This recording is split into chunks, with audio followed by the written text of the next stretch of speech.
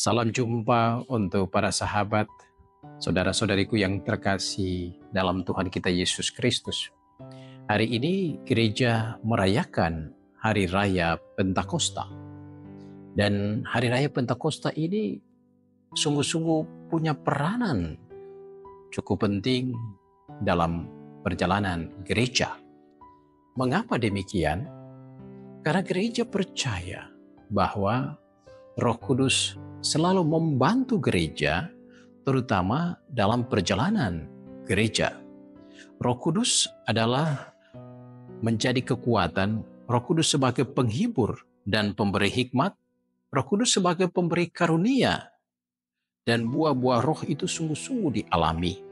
Juga Roh Kudus sebagai sumber kehidupan sakramental gereja, dan juga Roh Kudus sebagai pembangun dan memelihara gereja.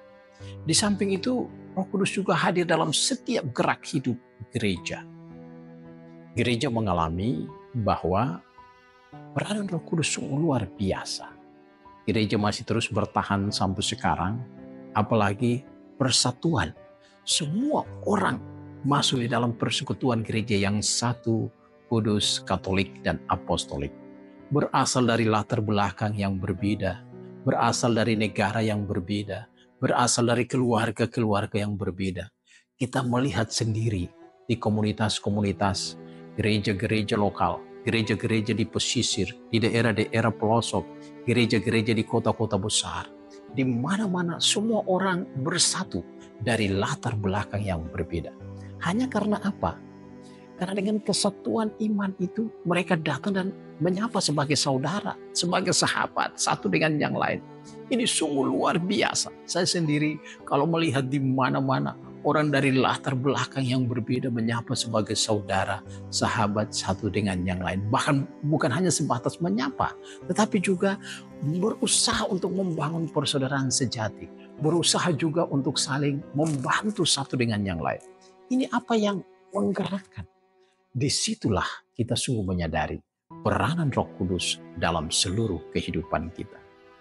Saya berupaya secara pribadi melihat dan menghayati, dan akhirnya semakin hari semakin yakin bahwa Roh Kudus itu berperanan dalam seluruh sejarah, seluruh sepak terjang gereja. Kita telah mengalami, sedang mengalami, dan akan terus mengalami karya Roh itu dalam seluruh kehidupan kita. Bapak, Ibu, Saudara-saudari yang terkasih, bacaan pertama dari Kisah Para Rasul menunjukkan kepada kita bahwa para murid berkumpul dan dipenuhi oleh Roh Kudus. Karena itu mereka berkata-kata dalam berbagai bahasa. Mereka mampu untuk saling melengkapi, saling menerima satu dengan yang lain. Di situ adalah kekuatan karunia yang begitu besar bahwa Tuhan hadir untuk kita, dan itu terus dipelihara hingga saat ini. Dalam bacaan kedua yang kita dengarkan dari surat Rasul Paulus kepada jemaat di Roma juga menunjukkan bahwa semua orang dipimpin oleh Roh, dan dari situlah mereka sungguh-sungguh berusaha untuk membagi kebenaran-kebenaran, berusaha juga untuk menjadi berkat satu dengan yang lain, berusaha juga untuk menyapa Bapa dan membangun kesatuan yang tak pernah dipisahkan satu dengan yang lain. Dari bacaan Injil yang kita dengarkan hari ini, kita diingatkan juga Injil Yohanes menunjukkan kepada kita Yesus bersabda kepada murid-muridnya, "Jikalau kamu mengasihi aku, kamu akan menuruti segala perintahku. Aku akan minta kepada Bapa, dan Ia akan memberikan kepadamu seorang penolong yang lain supaya Ia menyertai kamu senantiasa dan selama-lamanya." Roh Kudus itu menuntun kita untuk kita menjadi gereja yang hidup. Gereja yang bukan memikirkan dirinya sendiri, tetapi gereja yang ada untuk orang lain. Gereja yang ada untuk keluar, mengasihi begitu banyak orang.